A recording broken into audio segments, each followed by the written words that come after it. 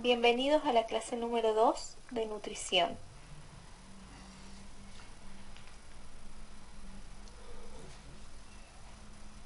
Los temas que se van a desarrollar en esta clase van a ser hidratos de carbono, su importancia nutricional, su clasificación, su estructura.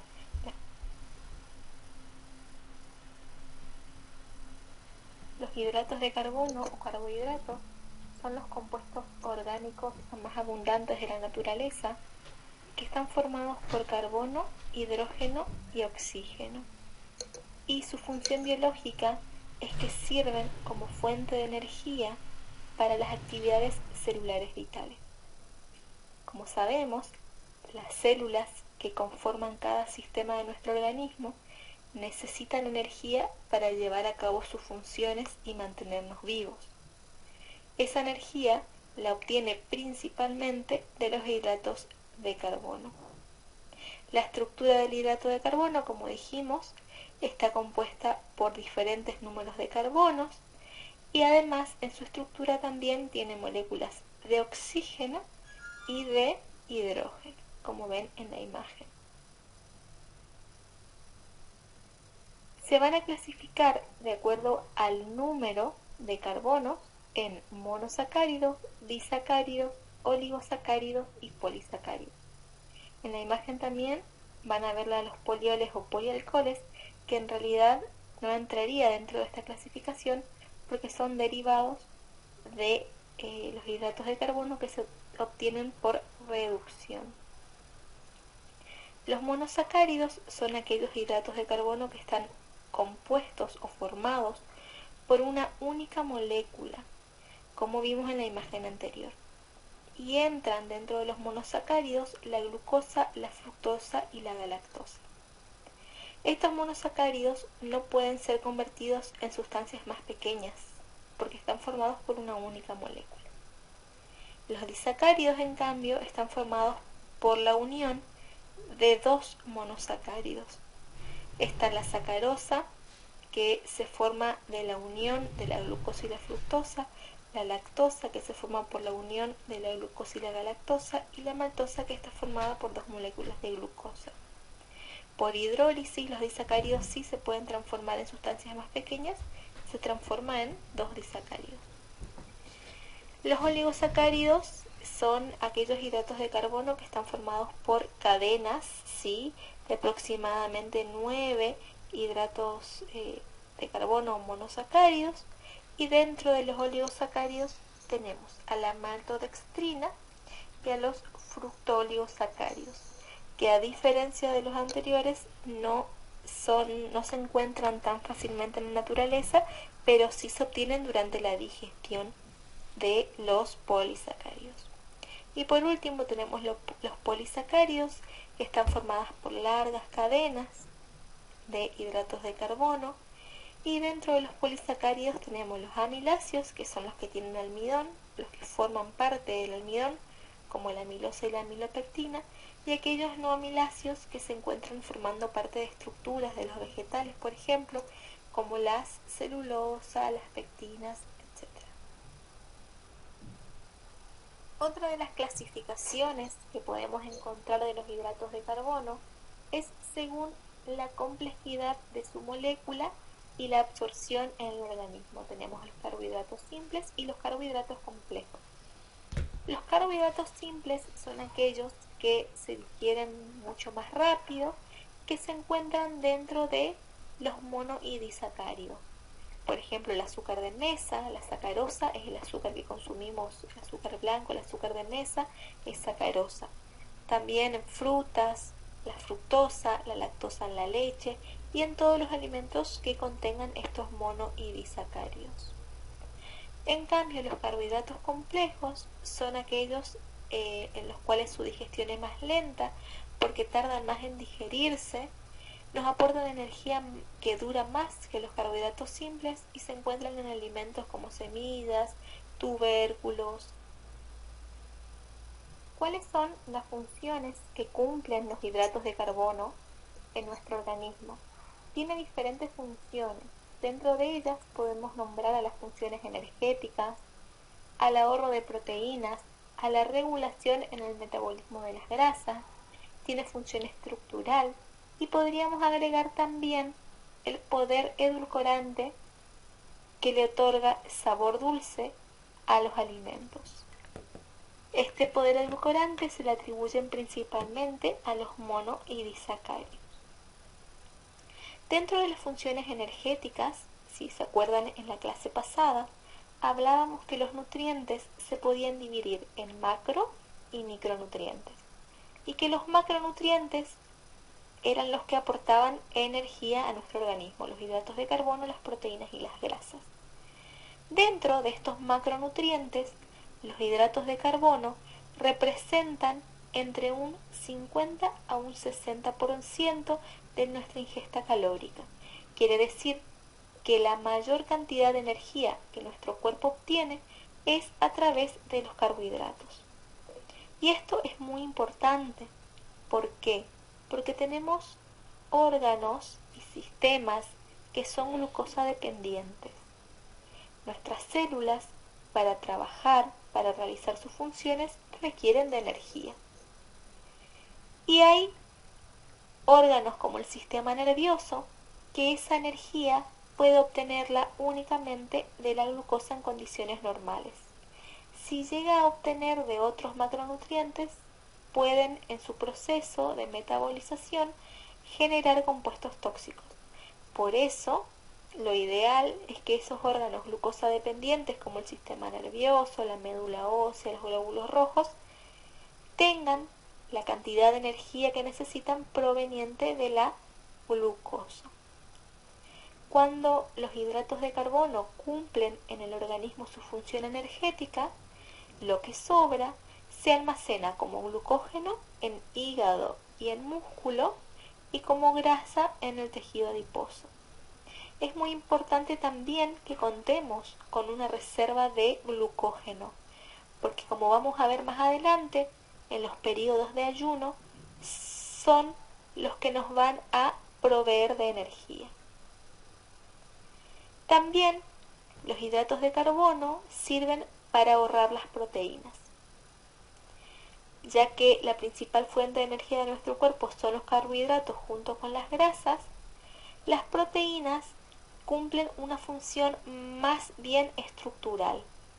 Si bien las proteínas aportan la misma cantidad de calorías que los hidratos de carbono, aportan 4 kilocalorías por cada gramo, la ingesta de proteínas es mucho menor y su función es principalmente estructural. Forma tejidos, músculo, forma enzimas, hormonas. Cuando el aporte de hidratos de carbono es insuficiente, el cuerpo empieza a utilizar otras fuentes de energía alternativa, dentro de ello las proteínas. ¿Y de dónde va a sacar esas proteínas? De tejidos que son sumamente importantes, como por ejemplo el músculo, que no es lo ideal. Otra de las funciones de los hidratos de carbono es la regulación del metabolismo de las grasas.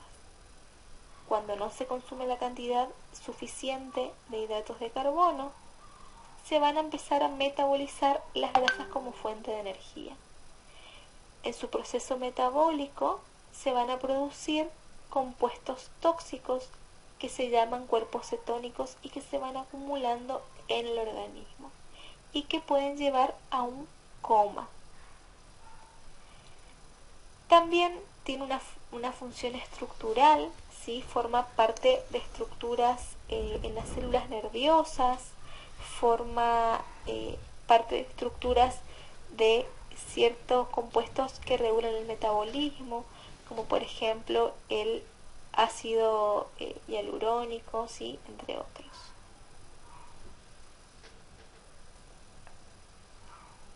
La digestión de los carbohidratos es el proceso que tiene como objetivo o como finalidad transformar las moléculas grandes de hidratos de carbono, que eran los polisacáridos o los oligosacáridos, en moléculas más pequeñas, para que puedan ser absorbidas.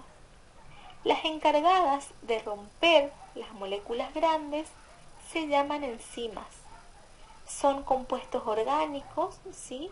que actúan como una tijerita que va rompiendo los enlaces de las moléculas largas para transformar por último en monosacáridos y que así pueda ser absorbido y utilizado por el organismo. La digestión de los carbohidratos comienza en la boca, ¿sí? Pero también es importante que tengan en cuenta que la cocción de los alimentos, principalmente de los alimentos que contengan almidón, va a ayudar a que la estructura del almidón se ablande y que así las enzimas puedan penetrar más fácil en el alimento y puedan actuar mejor. En la boca tenemos la enzima amilasa salival, que es la que va a romper la estructura del almidón. ¿Se acuerdan que el almidón era un polisacárido? Entonces en la boca se empieza a romper ese almidón y se van a empezar a formar moléculas más pequeñas denominadas maltodextrinas. En el estómago no contamos con enzimas para degradar el almidón, por lo tanto la digestión de los hidratos de carbono continúa en el intestino delgado, en donde tenemos la enzima amilasa pancreática que va a actuar sobre el almidón que quedó intacto o sobre la maltodextrina para transformar en maltosa. Y también tenemos las enzimas disacaridasas, que son las que van a actuar sobre los disacáridos. Tenemos la enzima disacaridasa lactasa, que es la que va a romper la lactosa para formar una molécula de galactosa y una de glucosa. Tenemos la sacarasa, que va a actuar sobre la sacarosa para dar como resultado final una molécula de fructosa y una de glucosa.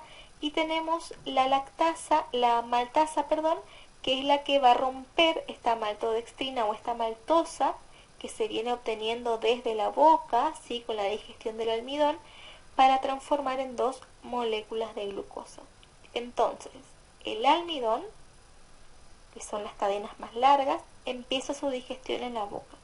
Y los disacáridos empiezan su digestión en el intestino para transformarse todos en monosacáridos y así poder ser absorbidos. Los monosacáridos o los hidratos de carbono simples se absorben más fácilmente porque únicamente tienen que digerirse en el intestino delgado para poder ser absorbidos. Su estructura es más simple que las cadenas más largas.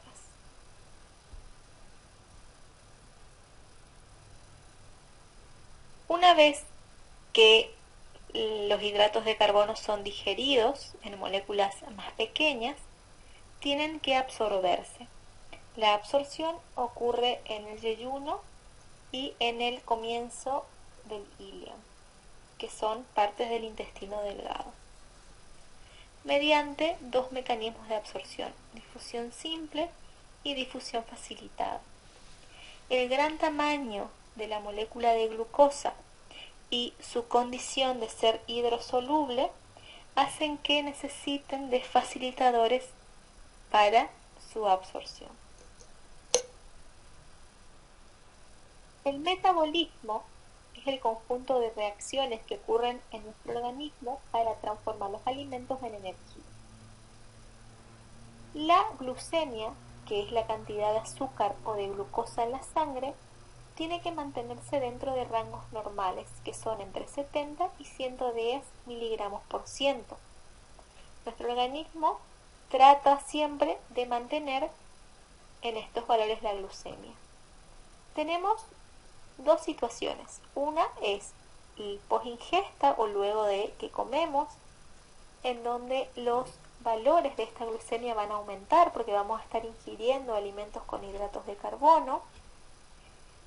¿Qué va a pasar luego de la ingesta? Tanto la galactosa como la fructosa se van a transformar en glucosa, ya sea en las células del hígado o en las células intestinales, para aportar energía a las demás células del organismo. Y también tenemos una situación de ayuno, que el ayuno se refiere a las horas en donde no ingerimos alimentos. Durante el estado de ayuno, nuestro organismo va a tratar de mantener la glucemia en sus valores normales, entre 70 y 110 miligramos por ciento. Por lo tanto, va a poner en marcha dos mecanismos para obtener energía. Por un lado, la glucogenólisis, que es un proceso que ocurre en el hígado, en donde se va a degradar el glucógeno que teníamos almacenado para formar glucosa, y también ocurre la gluconeogénesis, que es un proceso que también va a ocurrir en el hígado, pero en este caso no se degradan sustancias relacionadas con los hidratos de carbono, sino que se van a degradar proteínas y grasas para ser transformadas en hidratos de carbono. Este mecanismo de la gluconeogénesis se pone en marcha luego de muchas horas de ayuno, luego de entre 10 y 12 horas de ayuno, cuando las reservas del glucógeno están por agotarse. Entonces, ¿cómo hace nuestro organismo para llevar a cabo su metabolismo? Mediante los niveles de glucosa o mediante la glucemia. Tanto los niveles bajos de glucemia como los niveles altos de glucemia van a producir una estimulación sobre el páncreas. El páncreas, dependiendo de lo que va a sensar, va a secretar dos hormonas diferentes. Puede secretar insulina cuando los niveles de glucosa son altos, o puede secretar glucagón cuando los niveles de la glucosa son bajos. La insulina, a su vez, va a hacer que las células agarren el azúcar que está en la sangre y que puedan utilizarla como fuentes de energía.